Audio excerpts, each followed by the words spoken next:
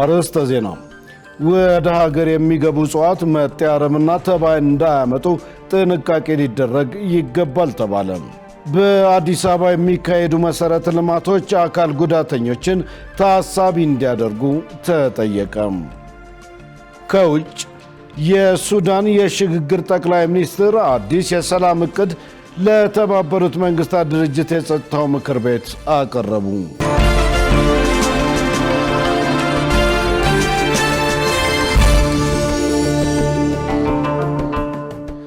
ውድ ተመልካቾች ሰላም ጤና ይስጥልን። ከኢሳት ነጻ ህዝብ ሚዲያ የሰዓቱን ዜና ይዘን ቀርበናል። ከዜናው ጋር ደረጀ ይልማ ነኝ። ለምልክት ቋንቋው ደግሞ ዳዊት ጎሳዬ አብሮኛል። አሁን ወደ ቀዳሚው ዜና አልፋለሁ። ወደ ሀገር የሚገቡ እጽዋት መጤ አረምና ተባይ እንዳያመጡ ጥንቃቄ ሊደረግ ይገባል ተባለ። በሌላ በኩል የህዝብ ተወካዮች ምክር ቤት የግብርና ጉዳዮች ቋሚ ኮሚቴ የእጽዋት ጥበቃና ኳራንታይን ረቂቅ አዋጅ በግብርና ምርት ላይ የሚያደርሰውን ተጽዕኖ ለመከላከል እንደሚያግዝ ገልጿል። ሰላማዊት ሙሉጌታ ተጨማሪ አላት። የኢፌዴሪ የህዝብ ተወካዮች ምክር ቤት በዛሬው ዕለት የግብርና ጉዳዮች ቋሚ ኮሚቴ የእጽዋት ጥበቃና ኳራንታይን ረቂቅ አዋጅን አስመልክቶ ያቀረበውን ሪፖርትና የውሳኔ ሀሳብ መርምሮ አዋጁን አጽድቋል። ረቂቅ አዋጁ ከጊዜ ወደ ጊዜ በፍጥነት እየተሻሻሉ የመጡትን ዓለም አቀፍ የእጽዋት ጥበቃና ኳራንታይን አሰራሮች በመከተል ከዓለም አቀፍ ማህበረሰብ ጋር የተናበበ ውጤታማ ስራ እንዲኖር መደላደል የሚፈጥር መሆኑ ተገልጿል። አዋጁ ዘመናዊ የተባይ መከላከልና መቆጣጠር ስርዓት በመዘርጋት ምርትና ምርታማነትን በማሳደግ ኢኮኖሚያዊና ማህበራዊ ተጠቃሚነት ከማረጋገጥ አኳያ ጉልህ ድርሻ ያለው መሆኑ ተመልክቷል። የምክር ቤቱ አባላት አዋጁን አስመልክቶ በቀረበው የውሳኔ ሀሳብ ላይ የሚከተሉትን ጥያቄዎች አቅርበዋል። ሌላ ግን በኤርፖርት በየብስ የሚገቡትን እንዴት ነው የምንከላከለው? ምክንያቱም ጠቅላይ ሚኒስትራችን በቅርብ የተናገሩትን ግምት ውስጥ ማስገባት ያስፈልጋል። የእምቦጭ እንዴት ሊስፋፋ እንደቻለ፣ ማን ይዞት እንደሚገባ፣ እንዴት ሊገባ እንደሚችል ይህንን ማወቅ የምንችልበት በቀላሉ የሚገቡበት ሁኔታ ሳይሆን ተደራሽ የሚሆኑት በኤርፖርትና በድንበር አካባቢ የሚገባ ነገር ነው ብዬ አስባለሁ እና ለዚህ የተቀመጠ ነገር ስላላየው ነውና በእርግጥ ተባይ ከተለያዩ እጽዋት ጋር ገብተው ሌሎች ተክሎችን ይጎዳሉ። ሌሎች እስከ ተባይ ውጪ የሆኑ ተባይ ማለት ለኔ ኢንሴክት የሚለው ከሆነ ስለዚህ ተባይ የሚለው ብቻ ማስቀመጡ በቂ ነው ወይ? ሌላው እጽዋት ያልንበት ምክንያት ግብርናን ስለሚመለከት ነው። ሌሎች ወደ ውጭ ከውጭ ወደ ውስጥ ከውስጥ ወደ ውጭ ሲወጡ እንደነ ባክቴሪያ፣ ቫይረስ ሌሎችም ኢንሴክቶችም ሲወጡ ችግር ይፈጥራሉና እነዛንስ አጠቃልልም ወይ? ተክሎችን ብቻ ነው ወይ የሚመለከተው? ለቀረቡት ጥያቄዎች የግብርና ጉዳዮች ቋሚ ኮሚቴ ሰብሳቢ ሰለሞን ላሌ ምላሽና ማብራሪያ ሰጥተዋል። በጓሮ በማሰልጠኛ የራሱ ሰርቶ ማሳያ አርሶ አደሩ ሰርቶ ማሳያዎች አሉ። ለምሳሌ ሞዴል አርሶ አደሮች የራሳቸው ሰርቶ ማሳያ ሌሎችን የሚያበቁበት እና እነዚህን ለማለት ነው። ባለሙያ ድጋፍ ያደርጋል። በየቀበሌ ያለ ግብርና ባለሙያ ግን ራሱን የቻለ ተቋም አይደለም። ግንባታ የለውም ወይም ጣራና ግድግዳ የለውም እና ይህንን ለማሳየት ነው። በየብስ ይዞ ሊመጡ ይችላሉ። በአውሮፕላን በካርጎ በኩል ይዞ ሊመጡ ይችላሉ። በኮንትሮባንድም በሌላ ሩት ይዞ ሊመጡ ይችላሉ። በጸባይ የተበከለ እጽዋት ከዚህ የተነሳ ለኢንስፔክተሩ በተሰጠው ኃላፊነት ላይ በተወሰነ ቦታ ወይ ኳራንታይን ላይ ብቻ ሳይሆን ማታም፣ ቀንም፣ ሌሊትም ስለዚህ በእያንዳንዱ ቦታ ላይ በኮንትሮባንድ ኤሪያም በተገኘው ቦታ ሁሉ እንደሚቆጣጠር፣ እንደሚከታተል፣ እርምጃም እንደሚወስድ ጭምር በኢንስፔክተሩ ግዴታ ላይ የተቀመጠ ስለሆነ በዛ መልኩ ይፈታል የሚል ሐሳብ ነው ያለን። በአዲስ አበባ የሚካሄዱ መሰረተ ልማቶች አካል ጉዳተኞችን ታሳቢ እንዲያደርጉ ተጠየቀም። ዓለም አቀፍ የአካል ጉዳተኞች ቀን አካል ጉዳተኞችን የሚያካትት ማህበረሰብ መገንባት ለተሻለ ማህበራዊ እድገት በሚል መሪ ቃል በአዲስ አበባ ተከብሯል። ሙሉቀን ሰለሞን ተጨማሪ አለው። የአዲስ አበባ ከተማ አስተዳደር ሴቶች ህጻናትና ማህበራዊ ጉዳይ ቢሮ አካል ጉዳተኞችን የሚያካትት ማህበረሰብ መገንባት ለተሻለ ማህበራዊ እድገት በሚል መሪ ቃል በዓለም ለ34ኛ በኢትዮጵያ ለ33ኛ ጊዜ የሚከበረውን የዓለም አቀፍ አካል ጉዳተኞች ቀን ከተማ አቀፍ ማጠቃለያ መድረክ አካሂዷል። የቢሮው ኃላፊ ቆንጂት ደበላ በዚህ ወቅት እንደተናገሩት ቢሮው በተሰጠው ስልጣን መሰረት አካል ጉዳተኞችን በማደራጀትና በማሰልጠን የራሳቸውን ገቢ እንዲያመነጩ እያገዘ ይገኛል። በዚህም ጥሩ ውጤት እየተመዘገበ ነው ብለዋል። በማህበራዊ ዘርፋችን አንዱ ትልቁ ስራ ከምንሰራባቸው ስራዎች አንዱ የአካል ጉዳተኞች የማብቃት የማሳተፍ ስራ ነው። በዚህ ረገድ እንግዲህ አካል ጉዳተኞች ተደራጅተው እንዲሳተፉ ለማድረግ በማህበር እንዲደራጁ የተደራጁትን የመደገፍ ስራ በሲቪል ማህበርም ተደራጅተው ለራሳቸውም አገልግሎት እንዲሰጡ ከማድረግ አንጻር ድጋፍ እናደርግላቸዋለን። ማናቸውም የደብዳቤም የመሳሰሉትም ድጋፍ የምናደርግበት የአዲስ አበባ አካል ጉዳተኞች ማህበር ደግሞ በቢሮአችን ውስጥ ቢሮ አግኝቶ አጠቃላይ አስተዳደራዊ ወጪያቸውንም ጭምር በመሸፈን ተጠናክሮ እንዲወጡ እናደርጋለን ማለት ነው። አንዱ ከመደራጀት ጋር በተያያዘ ነው የምንደግፋቸው። ሁለተኛ ከኢኮኖሚ አንጻር ነው። አካል ጉዳተኞች ስልጠና እንዲያገኙ የመስሪያ ቦታ እንዲመቻችላቸው ያውም ቅድሚያ የምንሰጠው ለአካል ጉዳተኛው ነው ማለት ነው። የአዲስ አበባ የአካል ጉዳተኞች ማህበር ምክትል ፕሬዚደንት ይታጠቁ ደርሰ በበኩላቸው ቢሮው በፋይናንስና በሌሎች ግብዓቶች እገዛ እያደረገላቸው መሆኑን ገልጸው በከተማዋ ባለው መሰረተ ልማት ላይ የሚስተዋለው መሻሻል አካል ጉዳተኛውን ታሳቢ ያደረገ መሆን እንዳለበት አሳስበዋል። የአዲስ አበባ ሴቶችና ህጻናት ማህበራዊ ጉዳይ በዋናነት የኛ አጋዥ ነው። ያው ከመንግስት በሚሰጠው ወይም የሚለቀቅለትን በጀት ለኛም ሼር በማድረግ እኛንም በማገዝ በሰፊው ይንቀሳቀሳል። ሌሎችም ደግሞ መንግስታዊ ያልሆኑ ድርጅቶችም ጋር ባንድ ላይ ሆነን ያው ማህበራችን እያጠናከርን እየሰራን ያለ ነው። ኮሪደር ቢለማ ለአካል ጉዳተኛውም ዜጋ እስከሆነ ድረስ ጠቃሚ ነው። መንገድ ቢስተካከል፣ ህንፃዎች ራምፕ ቢሰራላቸው ሁሉም ነገር ለኛ መልካም ስለሆነ ያ ነገር አሁን ጅምሩ ጥሩ ነው እና ለወደፊት የተሻለ ተጠናክሮ ይቀጥላል ብለን እናስባለን። መንግስትም በዘርፉ የሚሰራውን ስራና የመጣውን ለውጥ እየገመገመ የአካል ጉዳተኞችን ጥያቄ አሁን ካለው በበለጠ መፍታት እንደሚጠበቅበትም ምክትል ፕሬዚደንቱ አሳስበዋል። የኛ የአካል ጉዳተኛ ጥያቄ ልመና አይደለም፣ የመብት ጥያቄ ነው። ህንፃው እንዲስተካከልልን፣ መንገዶች እንዲሰሩ፣ ትምህርት ቤቶች፣ የስራ ቦታ ምቹ እንዲሆን፣ በማንኛውም ዘርፍ በፖለቲካው በሁሉ ነገር እንድንሳተፍ የመብት ጥያቄ ነው እያቀረብን ያለ ነው። ስለዚህ ይሄንን ደግሞ መብታችንን ለወደፊቱ ጠንክረን ማስከበር አለብን። ሁልጊዜ በየአመቱ በዓል ማክበር ብቻ ሳይሆን በአመት ውስጥ ምን ለውጥ መጣ፣ ዛሬ ምን ተደርጓል፣ ዛሬ ከመንግስት ጋር ምን አወራ፣ ምን ተወያየን የሚለውን ነገር ጠንክሮ በማየት ለወደፊቱ ለቀጣይ ትልቅ ስራ ወይም ከፍተኛ የሆነ ስራ እንደምንሰራ ተስፋለን። መበርታት ግድ ነው፣ መበርታት አለብን ብዬ ሀሳብ ሰጣለሁ። መንግስትም አካል ጉዳተኛው እንደ መብት የሚያነሳቸውን ነገር በተቻለው መጠን መልስ እንዲሰጠንና መብቶቻችን እንዲያስከብርልን፣ አንችልም የሚለውን ትተን ወደ እንችላለን እንድንሄድ እንዲያግዘን እንጠይቃለን። ዓለም አቀፉ የአካል ጉዳተኞች ቀን እንደ አውሮፓውያን አቆጣጠር ከ1992 ጀምሮ በየዓመቱ ዲሰምበር 3 ይከበራል። ኢትዮጵያ በዓለም አቀፍ ደረጃ ለሳይበር ጥቃት በከፍተኛ ደረጃ ኢላማ የተደረገች ሀገር መሆኗ ይገለጻል።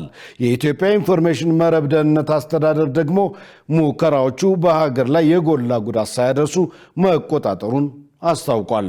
ለመሆኑ ሳይበርና የሳይበር ጥቃት ምንና ምን ናቸው? በጉዳዩ ላይ ትንታኔ ይዘናል።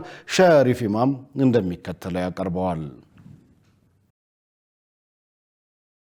ሳይበር እንደ አውሮፓውያን አቆጣጠር በ1984 ለመጀመሪያ ጊዜ ዊሊያም ጊብሰን የተባለ ግለሰብ በጻፈው ኒውሮማንሰር በተሰኘ መጽሐፍ ውስጥ የተገኘ ቃል ቢሆንም በአሁኑ ወቅት ሳይበር ከልብ ወለድ ይዘት ወጥቶ በመደበኛነት ግለሰቦች፣ ተቋማትና ሀገራት የሚግባቡበት በኮምፒውተር መረብ አማካኝነት የተፈጠረ ምናባዊ ቦታ የሚወክል ጉዳይ ነው። ሳይበር በሰፊው እውቅና ያለውና በዓለም ዙሪያ በመደበኛና መደበኛ ባልሆኑ መቼቶች ውስጥ ጥቅም ላይ የዋለ ቢሆንም ሁሉንም የሚያስማማ ወጥ የሆነ ትርጉም የሌለው ቃል ነው። ሳይበር ለሚለው ቃል ቀጥተኛ ትርጉሙን ከመስጠት ይልቅ የሳይበር ምህዳር ባህሪያትን መሰረት ያደረገ ትርጓሜ መስጠት ሳይበርን ለመረዳት ቀላል ያደርገዋል ነው የሚባለው። ሳይበር ከዲጂታል ዘመን ጋር ያለውን ግንኙነት የሚያመለክትና ከማንኛውም የቴክኖሎጂ ውጤት የኮምፒውተር አሰራርና ባህል ጋር ተያይዞ የሚነሳ ጽንሰ ሐሳብ እንደሆነም ይታሰባል። ሳይበር የሰው ልጅ እርስ በርስ ግንኙነት ማደግ የፈጠረው ረቂቅ የቴክኖሎጂ ስርዓት ሲሆን የሳይበር ዓለም የመሰረተ ልማት፣ የመረጃ እንዲሁም የሰዎች መስተጋብር የሚገለጽበት አውድ ነው። ሳይበር ኮምፒውተርን፣ ኤሌክትሮኒክስን፣ ኢንተርኔትን ወይም በዲጂታል ዓለም ውስጥ ያለ ማንኛውንም ምናባዊ ነገር ሊያመለክት ይችላል።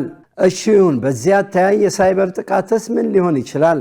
የሳይበር ጥቃት ሆን ተብሎ ያልተፈቀደን የኮምፒውተር ስራ፣ መሰረተ ልማቶችና ኔትወርኮች ላይ አጥፊ ሶፍትዌሮችን በመጠቀም በህገወጥ መንገድ ዳታ የመበዝበዝና አገልግሎት የማስተጓጎል ተግባር ነው።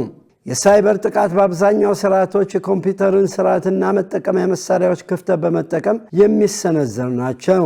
የሳይበር ጥቃት ምንጫቸው በማይታወቅ መልኩ ውስብስብና ድንበር የለሽ ናቸው። ወደ ምህዳሩ የሚቀላቀሉ የሳይበር ቴክኖሎጂዎች አይነትና ረቂቅነት በመጨመሩ ምክንያት የሳይበር ወንጀል ከጊዜ ወደ ጊዜ እንዲስፋፋና ውስብስብ እንዲሆን እንዲሁም ከየትኛውም የዓለም ክፍል ሆኖ በሌላኛው ክፍል የሚገኝን የሌላ ሀገር የዲጂታል ሉዓላዊነት የመድፈር አቅም የሚሰጥ አድርጎታል። የሳይበር ጥቃት የተራቀቀና ስውር ከመሆኑ የተነሳ ጥቃቱን ፈጻሚዎች ሰርስረው በመግባት የመረጃ ወይም የውሂቡ ዳታ ባለቤት ሳያውቅ በስውር የመመዝበር እድል ፈጥሯል። ሁሉንም የኮምፒውተር እንቅስቃሴ በየደቂቃው እየሰበሰቡና እየሰለሉ ለማይመለከተው አካል የሚልኩ የኮምፒውተር ፕሮግራሞች መኖራቸው አውዱ ምን ያህል ውስብስብና እጅግ ምስጢራዊ መሆኑን ማሳያ ነው።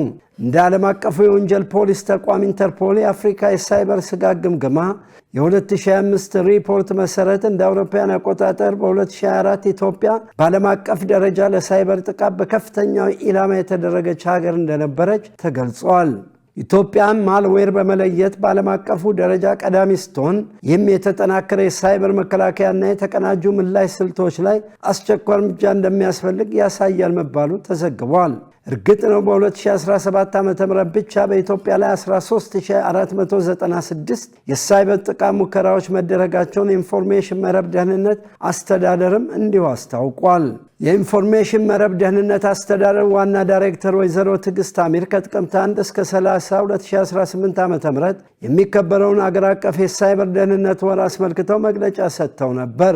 በዚሁ ጊዜም በኢትዮጵያ የሳይበር ጥቃት ሙከራዎች በከፍተኛ ሁኔታ እየጨመሩ መምጣታቸውን ዋና ዳይሬክተሩ አመልክተዋል። በ2016 ዓ.ም 8854 የነበረው የሳይበር ጥቃት ሙከራ በ2017 ዓ.ም ወደ 13496 ከፍ ማለቱን የገለጹት ወይዘሮ ትዕግስት ሙከራዎቹ በሀገር ላይ የጎላ ጥቃት ሳያደርሱ በቁጥጥር ስር መክሸፋቸውን አስረድተዋል። የሳይበር ምህዳር የሚጠቀሙ ሰዎች ቁጥር መጨመርና የግንዛቤ ማነስ ለሙከራው መጨመር ዋነኛ ምክንያት መሆኑንም ዋና ዳይሬክተሯ ተናግረዋል። በኢንፎርሜሽን መረብ ደህንነት አስተዳደር አዘጋጅነት በተካሄደ አንድ የቀደመ ፓነል ላይ በሳይበር ደህንነት ላይ ያሉ ተግዳሮቶች፣ በመንግስትና በግሉ ዘርፍ እየተሰሩ ስላሉ ስራዎችና የሳይበር ደህንነት ማረጋገጥ ስለሚኖረው ፋይዳ ውይይት ተደርጎባቸዋል። ይህንን ውይይት በተመለከተ አስተዳደሩ በፌስቡክ ገጹ ካሰፈራቸው መረጃዎች ውስጥ የአዲስ አበባ ዩኒቨርሲቲ የቴክኖሎጂ ኢንስቲትዩት ረዳት ፕሮፌሰር ሄኖክ ሙሉጌታ ያቀረቡት ጽሑፍ በተቋማት ላይ ከሚደርሱ የሳይበር ደህንነት ጥቃቶች 45 በመቶ የሚሆኑት የሚፈጸሙት በውስጥ የተቋማት ሰራተኞች መሆኑን በጥናት መረጋገጡን ይጠቁማል። የአስተዳደሩ የሳይበር ጥናት ዲቪዥን ኃላፊ ዶክተር ሰለሞን ጓዴ ባቀረቡት ጽሑፍ ላይ ደግሞ በዚህ ወቅት በዓለማችን ካሉ አሳሳቢ ጥቃቶች ውስጥ የሳይበር ጥቃት 5ኛውን ደረጃ እንደያዘ መናገራቸውን ይኸው መረጃ ጠቅሶ በኢትዮጵያ ካሉ ዋና ዋና ተግዳሮቶች ውስጥ አብዛኞቹ የልማት ስራዎች የሳይበርን ደህንነት ታሳቢ ያላደረጉ መሆናቸውን እንዳመለከቱ ያስረዳል። ተቋማት ዓለም አቀፉን የሳይበር ደህንነት ደረጃ ለማሟላት፣ ተቋማት ለሳይበር ደህንነት ማስጠበቂያ የሚሆን ፖሊሲና ስትራቴጂ የሌላቸው ሆኖ መገኘት የሳይበር ጥቃቱ ቁጥር እየጨመረ እንዲሄድ ካደረጉ ምክንያቶች መሃል የሚጠቀሱ ናቸው ሲል የዶክተር ሰለሞን ጽሑፍ አመልክቷል። በጎርጎሮሳውያኑ 2023 ብቻ ኢትዮጵያ ወደ 18000 የሚጠጉ ካስፐርስኪ የተባለው ዓለም አቀፉ የጥናት ቡድን ያወጣው መረጃ ደግሞ በጎርጎሮሳውያኑ 2023 ብቻ ኢትዮጵያ ወደ 18000 የሚጠጉ የሳይበር ጥቃቶች በተለያዩ ድርጅቶች እንደተፈጸመባት በወቅቱ ይፋ አድርጎ ነበር። ከዚያም አስቀድሞ በፈረንጆቹ ሰኔ 2020 ላይ ኢትዮጵያ መሰረታቸውን ግብጽ ያደረጉ ቡድኖች የመረጃ መረብ ጥቃት ሙከራ እንዳደረጉባትና እንዳከሸፈችው ገልጾ የነበረ ሲሆን ወደፊትም መሰል ጥቃቶች መሰንዘራቸው አይቀሬዎች ናቸው ብሏል። ይልቅያውን ጥያቄ ኢትዮጵያ እንደ ሀገር የሳይበር ጥቃት ለመከላከል ጡንቻዋ ምን ያህል ፈርጥሟል የሚለው ነው።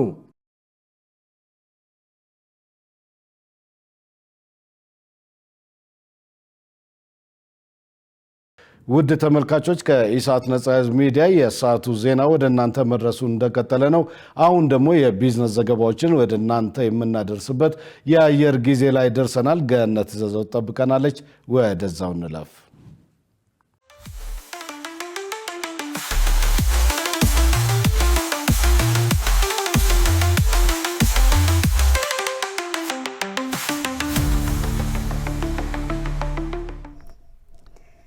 ሰላም ጤና ይስጥልን ተመልካቾቻችን ከኢሳት ነጻ የህዝብ ሚዲያ ለዕለቱ የያዝናቸውን የቢዝነስና የኢኮኖሚ መረጃዎች ወደ እናንተ እናቀርባለን። ከዘገባዎቹ ጋር ገነት ዘዘው ነኝ።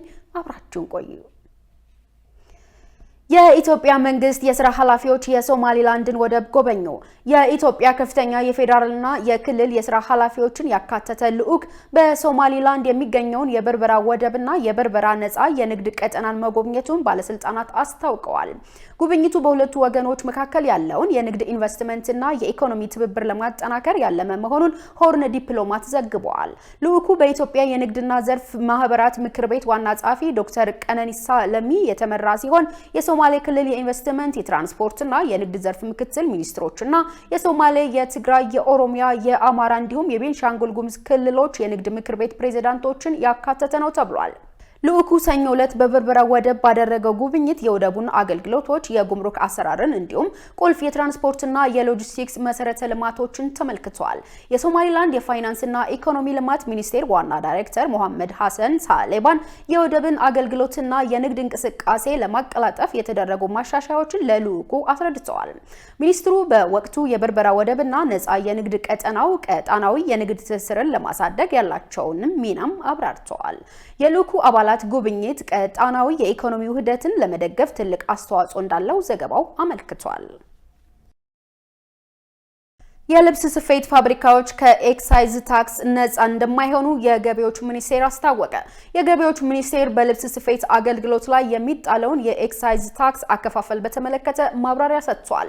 ሚኒስቴሩ የልብስ ስፌት ፋብሪካዎች አገልግሎት ሰጪ ነን በሚል ምክንያት ከኤክሳይዝ ታክስ ነፃ እንደማይሆኑ ባወጣው ሰርኩላር ላይ አመልክቷል። ከዚህ ቀደም የገንዘብ ሚኒስቴር በሰጠው መግለጫ አምራቾች ከደንበኞች የሚቀርብላቸውን ጨርቅ የመስፋት አገልግሎት በሚሰጡበት ወቅት የኤክሳይዝ ታክስ ከፍሉ አይጠየቁም ተብሎ የነበረ ቢሆንም ይህ አሰራር የታክስ ገቢ የሚያሳጣ መሆኑ ተገልጿል። በመሆኑም በተሻሻለው የኤክሳይዝ ታክስ አዋጅ ቁጥር 1186/2012 መሰረት በኤችኤስ ኮድ 50.07 እስከ 63.04 የተመደቡ የጨርቃ ጨርቅና የተሰፉ ልብሶች ምርቶች የኤክሳይዝ ታክስ የሚጣልባቸው በመሆኑ የልብስ ስፌት ፋብሪካዎች ግዴታቸውን እንዲወጡ መታዘዙን ካፒታል ጋዜጣ ዘግቧል።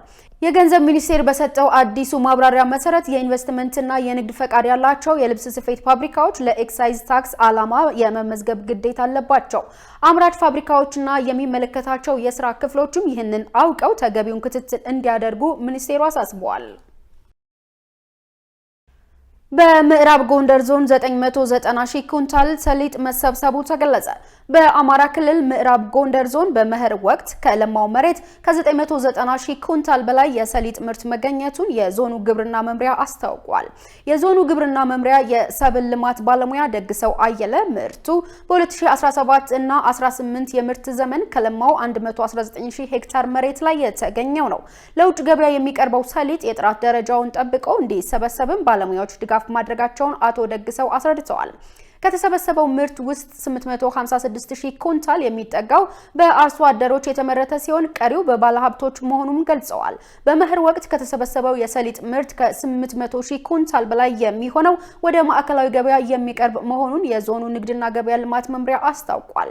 በእስካሁኑ ሂደትም ከ200 ሺህ ኩንታል በላይ ሰሊጥ ወደ ማዕከላዊ ገበያ መላኩን ከኢዚያ የተገኘው መረጃ ያመለክታል።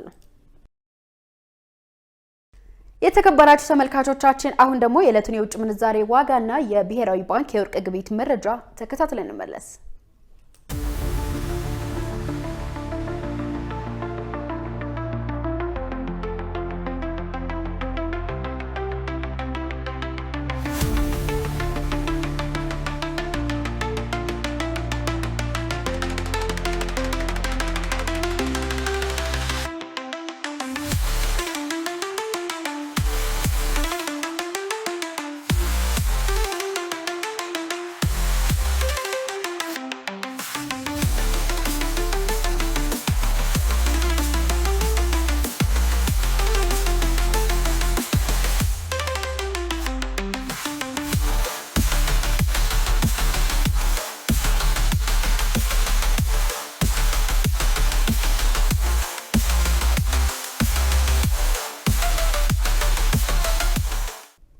ተመልካቾቻችን ለዕለቱ ያዝናቸው የቢዝነስና የኢኮኖሚ መረጃዎችን ይመስላሉ። ወደ ቀጣይ ዜና ላሳልፋችሁ።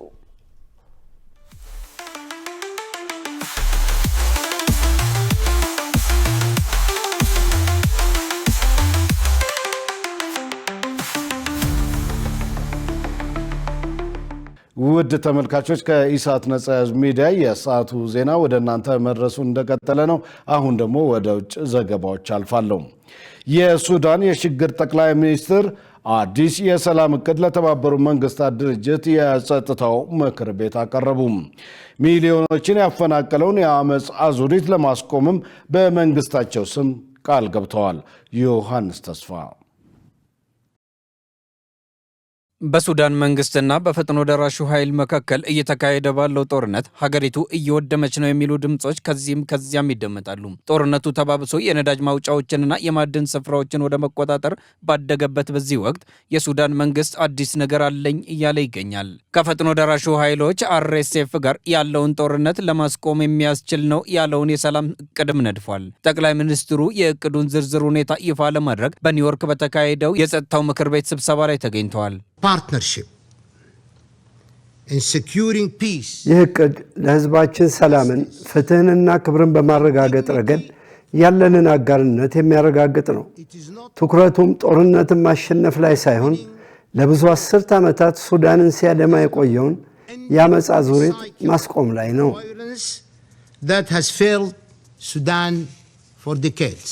በምክር ቤቱ ስብሰባ ላይ ይፋ የሆነው ይህ የሰላም እቅድ ከያዛቸው ነጥቦች መካከል በአፍሪካ ህብረትና በአረብ ሊግ ቁጥጥር የሚደረግበት የተኩስ አቁም ስምምነት እንደሚደረግ፣ የፈጥኖ ደራሹ ኃይል ከተቆጣጠራቸው ግዛቶች እንዲወጣና ትጥቅ እንዲፈታ እንደሚጠበቅ፣ በሀገር ውስጥ የተፈናቀሉ ዜጎች ወደ ቀያቸው እንዲመለሱ፣ በጦር ወንጀል ያልተሳተፉ ተዋጊዎች ወደ ማህበረሰቡ እንዲቀላቀሉ ማድረግ እናም በመንግስት የሚመሩ የኢኮኖሚ ልማት ፕሮጀክቶች በዳርፉርና በኮርዶፋን ግዛት እንዲከናወኑ እንዲሁም ሀገር አቀፍ ነጻና ፍትሃዊ ምርጫ እንዲካሄድ የሚሉት ይገኙበታል። ጠቅላይ ሚኒስትሩም እቅዱ ተግባራዊ የሚሆንና ተፈጻሚነት ያለው መሆኑን አረጋግጠዋል። ይሁን እንጂ አሜሪካ ሁለቱም ወገኖች አርኤስኤፍ እና የሱዳን መደበኛ ጦር የጋራ ስምምነት ላይ መድረስ አለባቸው በሚለው አቋም አጽንታለች።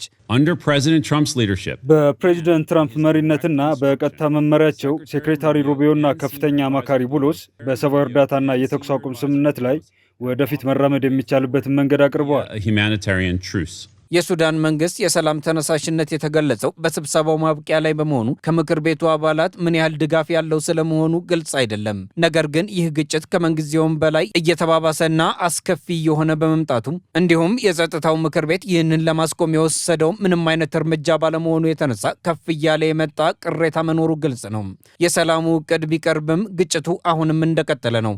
በሰሜን ዳርፉር የሚገኝ የገበያ ቦታ ላይ በደረሰ የድሮን ጥቃት 10 ሰዎች ተገድለዋል። ጥቃቱ የተፈጸመው በፈጥኖ ደራሹ ኃይል ቁጥጥር ስር በምትገኘው ማልሃ በተባለች ከተማ ነው። ባለፉት 2 ሳምንታት ብቻ በኮርዶፋን ቢያንስ 16 ሰዎች መገደላቸው ተገልጿል። በጥቅሉ በጦርነቱ ሳቢያ ከ100 ሺህ በላይ ሰዎች ተገድለዋል ተብሎ ይገመታል። እስካሁን ባለው መረጃ መሰረት ወደ 14 ሚሊዮን የሚጠጉ ሰዎች ከቀያቸው ተፈናቅለዋል። የተባበሩት መንግስታት ድርጅት ሪፖርት እንደሚያሳየው ቢያንስ 1600 ሰዎች አብዛኞቹ ሴቶችና ህጻናት በየቀኑ ወደ ነጭ አባይ ግዛት እየተሰደዱ ይገኛሉ። መረጃውን ስናጠናቀር አልጀዚራን ዋቢያችን አድርገናል። ሩሲያ በዩክሬን ላይ በፈጸመችው የአየር ጥቃት 3 ሰዎች ሲገደሉ በርካታ ግዛቶች የኃይል መቋረጥ አጋጥሟቸዋል። በሌላ በኩል በመኪና ላይ በተጠመደ ቦምብ አንድ የሩሲያ ጀነራል ተገደሉ። ሸሪፍ ኢማም ዝርዝር አለው።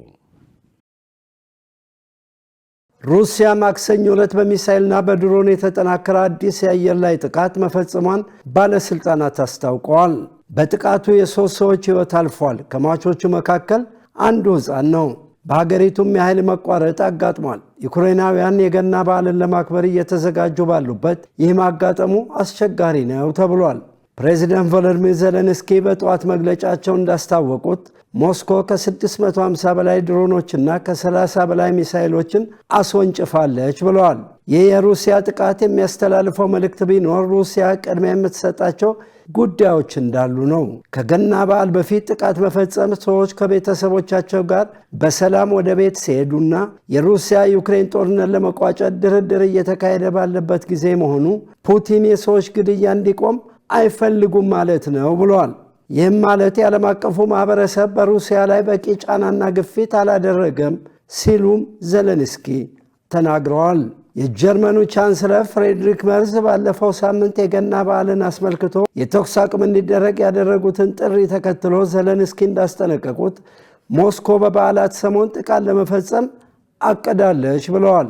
በሌላ በኩል ሰኞ ዕለት በመኪና ላይ በተጠመደ ቦምብ አንድ የሩሲያ ጄኔራል ተገድለዋል።